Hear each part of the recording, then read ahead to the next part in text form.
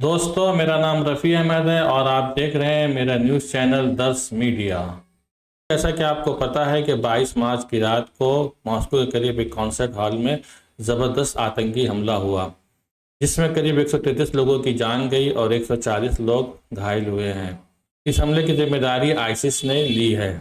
اس آتنکی حملے کا intelligence report already امریکہ کے پاس پہلے سے ہی تھا، اور امریکہ نے اس بات کی اطلاع آلریڈی رشیا کو 2 ہفتہ پہلے ہی دے دی تھی، لیکن رشیا نے اس پر توجہ نہیں دی، اس لیے کہ وہاں پر ایک الیکشن تھا اور ان کو ایسا لگ رہا تھا کہ شاید امریکہ الیکشن کو ڈائیورٹ کرنے کے لیے اس طرح کی حرکتیں کر رہا ہے۔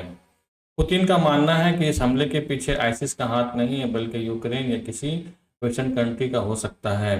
حملہ آوروں میں اب تک 11 لوگوں کی گرفتاری ہو چکی ہے، لیکن اس بات کا پتہ نہیں چلا کہ اس میں کوئی اسلامک اسٹیٹ کے لوگ بھی شامل ہیں یا نہیں۔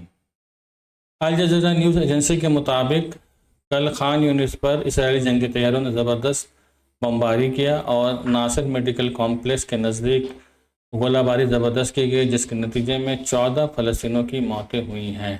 UN کے سیکرٹری جنرل اینٹونیو گوٹرس اس وقت ایجپٹ آئے ہوئے ہیں اور انہوں نے رافا بارڈر کا دورہ بھی کیا ہے، اور انہوں نے کہا کہ اس وقت اگر اسرائیل مزید حملہ کرتا ہے رافا پر تو فلسطینیوں کی حالت بد سے بدتر ہو جائے گی۔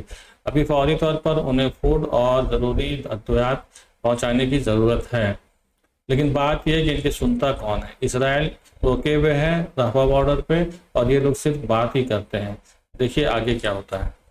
خبر اب ہوتی سے امریکی فوج کی طرف سے خبر ہے کہ ہوتیوں نے بیلسٹک میزائل سے چینی آئل ٹینکر پر حملہ کیا، لیکن جیسا کہ ہم لوگوں کو پتا ہے کہ ہوتی جو ہے ایگریمنٹ کر چکا ہے چائنا اور رشیا سے کہ ان کے جہاز پر حملہ نہیں کرے گا، لیکن یہ خبر ہے امریکہ سے، امریکی فوج کی طرف سے، اس لیے میں اسے کنفرم نہیں کر سکتا، لیکن ان کا ماننا ہے کہ ایسا حملہ ہوا ہے۔ ہوتیوں کی جانب سے دعویٰ کیا جا رہا ہے کہ یونان سے چلنے والی بارباڈوس کے جھنڈے والے تجارتی جہاز پر میزائلی حملے ہوئے ہیں اور اس حملے میں 3 لوگ جہاز میں مارے گئے ہیں۔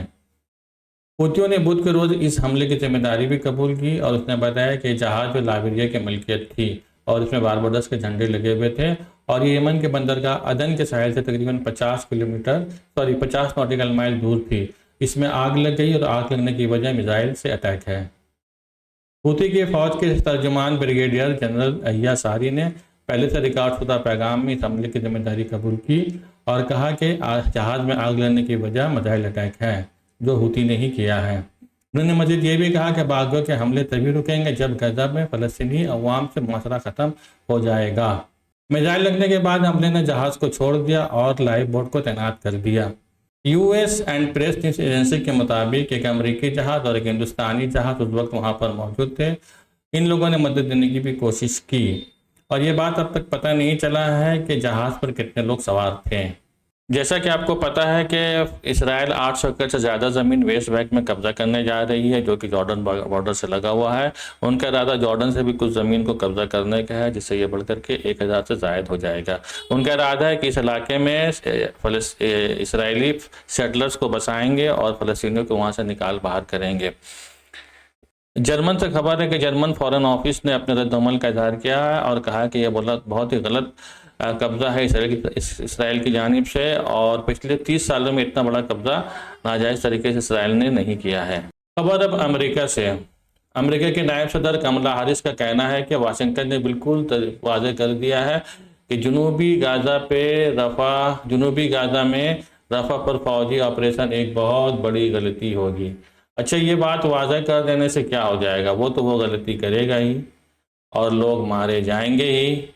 تو آپ کے واضح کر دینے سے کیا ہوگا؟